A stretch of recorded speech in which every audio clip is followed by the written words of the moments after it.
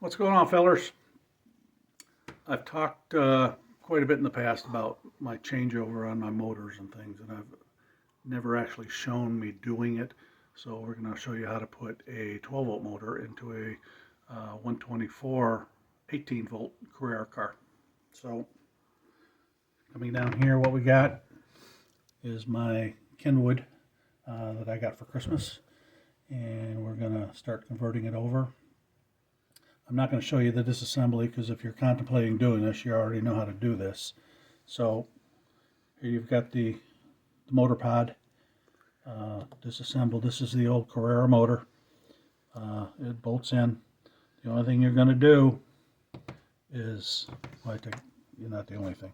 You have to use a pinion puller to pull the pinion off the motor, and then unsolder the motor wires. And then this is no longer used. Carrera, in their infinite wisdom, their motor mount screws do not fit the standard 12 volt motor. So what you're going to end up having to buy are the motor screws. I don't know, they come in like a dozen in a pack with the washers. And any 12 volt motor of your choosing, I just happen to have the Piranha.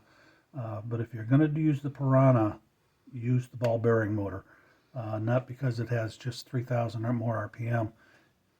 I've used the standard Piranhas, and it doesn't have the low end torque that these have. I don't know what the difference is, but these just seem to run a lot better.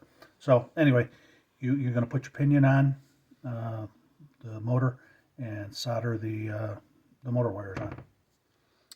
Now, as you'll see, get the motor side up here. The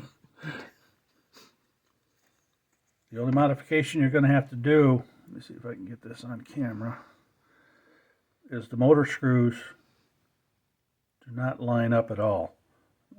You're obviously putting a smaller motor. So what we have to do is Dremel makes this nifty tool that just happens to be the exact size. It's a cutter. And what we're going to do is just slot out the holes.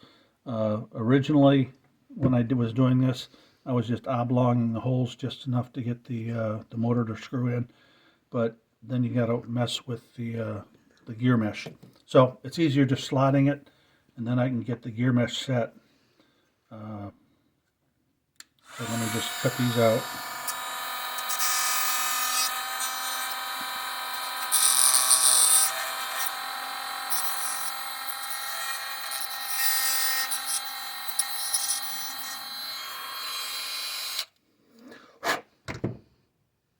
Side needs to be open a little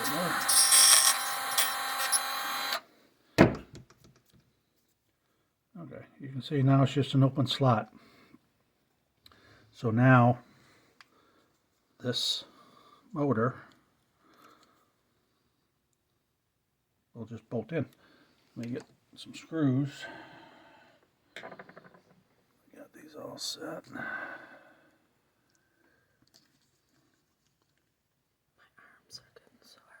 Alright,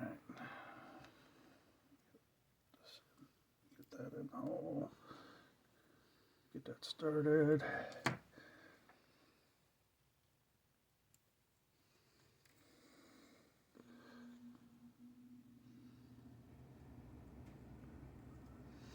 this side started. Just tuck your arms in there, hon. That's good. If your arms are getting tired, tuck it into your side, that way it'll rest. I gotta get this lined up here.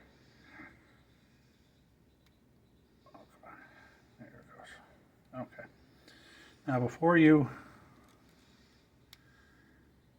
get it too tight, now that we've actually got slots, you got to make sure that your mesh is going to be good. Now see, I'm not even touching there. So the motor's going to have to be shifted back a little bit.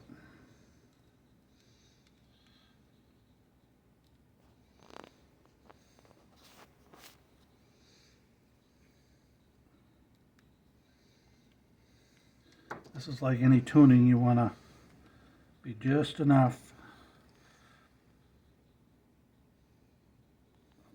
come back just a little more, a little play before it hits.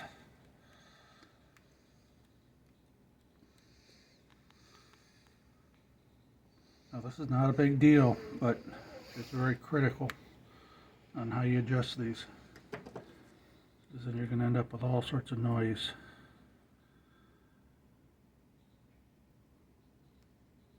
And that's going to be really good right there. Spins pretty free. Now, one thing I forgot to mention, when you're putting your pinion on, you got to make sure that you're pretty much centered on the pinion wheel itself.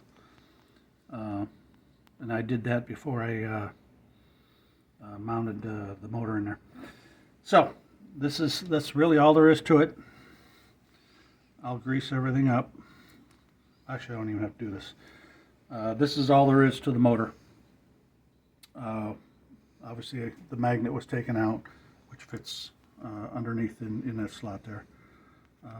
So anyway, you just bolt it back together and bolt it back in the car, and you're ready to go. But I'm not bolting this back together because I've got new urethane tires.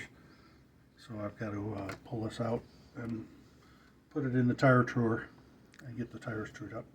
So anyway, that's it. It's very simple. The hardest part is cutting the slot and putting the motor back in. So, like I said, I'm not going to show you the stuff that you should know how to do anyway, but that's how to actually mount the motor into the pod. And that's all there is to it. And that's it, guys.